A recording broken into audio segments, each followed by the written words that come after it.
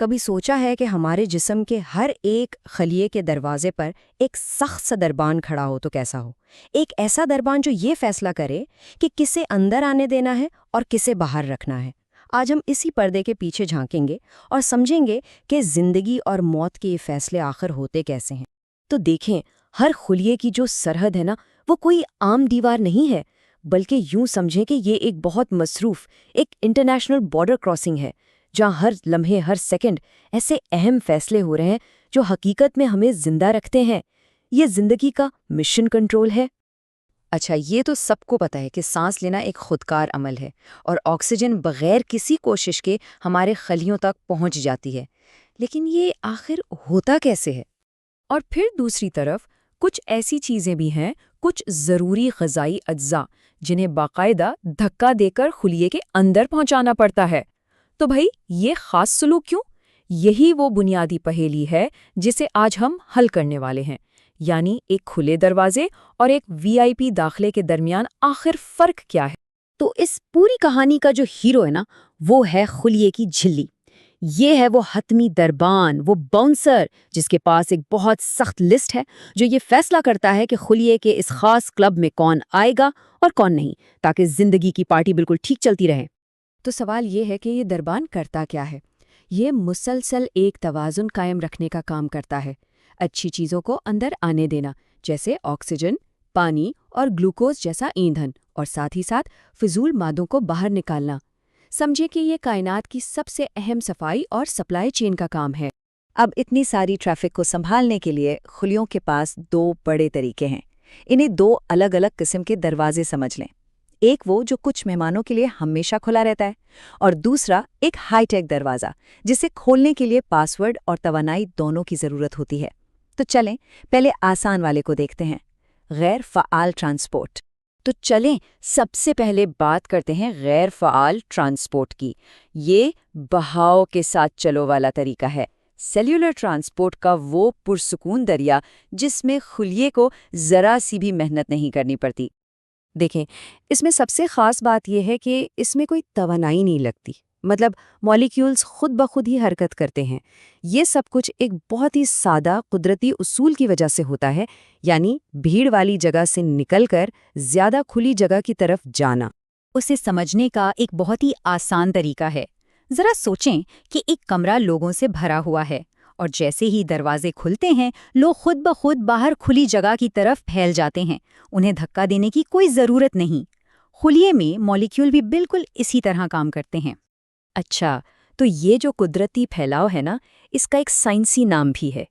اسے کہتے ہیں نفوذ، یعنی ڈیفیوژن، اور یہی وہ سادہ سا عمل ہے جو ہمارے پہلے سوال کا جواب دیتا ہے کہ آکسیجن اتنی آسانی سے خلیے کی جھلی سے کیسے گزر جاتی ہے اور کاربن ڈائی آکسائڈ جیسا فضلہ کیسے باہر نکل جاتا ہے۔ اور یہ عمل بہت ہی سیدھا سادہ ہے۔ جہاں مالیکیولز کا ہجوم ہوتا ہے، وہاں سے وہ پھیلنا شروع کرتے ہیں اور تب تک پھیلتے رہتے ہیں جب تک وہ ہر جگہ برابر نہ ہو جائیں۔ مقصد ہمیشہ توازن ہوتا ہے، جسے سائنس کی زبان میں ایکویلیبریم کہتے ہیں۔ اب نفوذ کی ایک بہت ہی خاص قسم بھی ہے جسے آسموسس کہتے ہیں، اور یہ صرف اور صرف ایک بہت ہی اہم مالیکیول کے لیے ہے، یعنی پانی۔ یہ خلیے کی جھلی کے پار پانی کا نفوذ ہے، ایک ایسا عمل جو ہمارے خلیوں کو بالکل ہائیڈریٹڈ رکھنے کے لیے ہر وقت کام کرتا ہے۔ لیکن سوال یہ ہے کہ ان مالیکیولز کا کیا ہوگا جو مرکزی دروازے سے گزرنے کے لیے تھوڑے بڑے ہیں، جیسے چینی یعنی گلوکوز؟ انہیں تھوڑی مدد ملتی ہے۔ سہولت یافتہ نفوذ میں خاص پروٹین چینلز ایک طرح سے ان کے لیے راستہ کھول دیتے ہیں۔ لیکن اہم بات یاد رکھنے والی یہ ہے کہ یہ اب بھی غیر فعال ہے، مطلب کوئی انرجی ٹکٹ نہیں چاہیے۔ اچھا، تو ابھی تک تو سب کچھ بہت آرام سے چل رہا تھا، ہے نا، بہاؤ کے ساتھ۔ لیکن تب کیا ہو جب خلیے کو کوئی ایسی چیز اندر لانی ہو جو خود آنا ہی نہ چاہتی ہو، یعنی جب اسے بہاؤ کے خلاف کام کرنا پڑے؟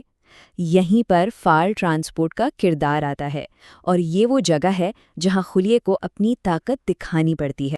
تو یہ جو فعال ٹرانسپورٹ ہے نا، یہ غیر فعال ٹرانسپورٹ سے بالکل الٹ ہے۔ یہاں خلیہ مالیکیولز کو وہاں جانے پر مجبور کر رہا ہے جہاں وہ قدرتی طور پر نہیں جاتے، یعنی کم ارتکاز والے علاقے سے ایک ایسے علاقے میں جو پہلے ہی بھرا ہوا ہے۔ اور اس مشکل کام کے لیے اسے توانائی خرچ کرنی پڑتی ہے، ایک خاص مالیکیول کی شکل میں جسے ATP کہتے ہیں۔ اس کی ایک بہت اچھی مثال ہے۔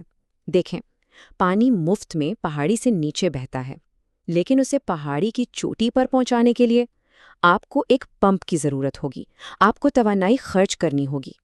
خلیے کی مشینری بھی بالکل اسی اصول پر کام کرتی ہے۔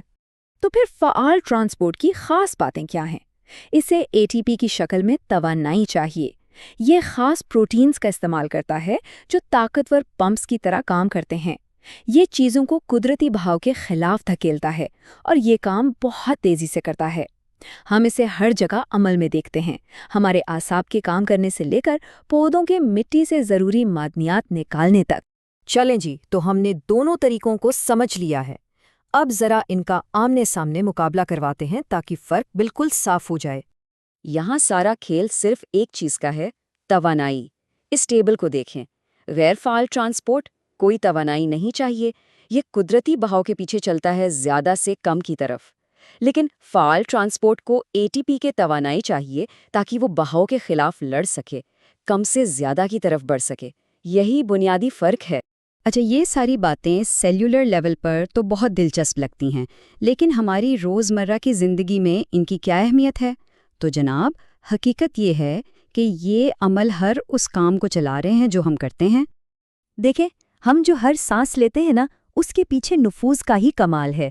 آکسیجن ہمارے پھیپھڑوں سے خون میں اس لیے جاتی ہے کیونکہ خون میں اس کا ارتکاز کم ہوتا ہے، بس اتنی سی بات ہے۔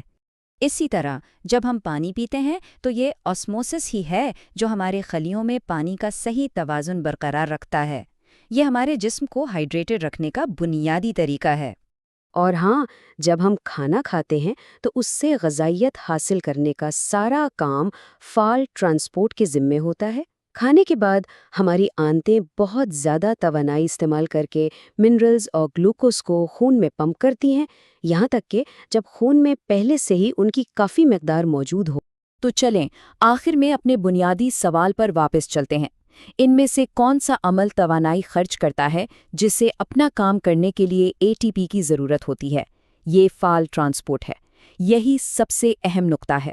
اور یہ بات سوچنے والی ہے نا کہ ہر لمحہ ہمارے خربوں خلیے کتنے فیصلے کر رہے ہیں اور قدرت کے بہاؤ کے خلاف لڑنے کے لیے توانائی خرچ کر رہے ہیں، صرف ہمیں زندہ رکھنے کے لیے۔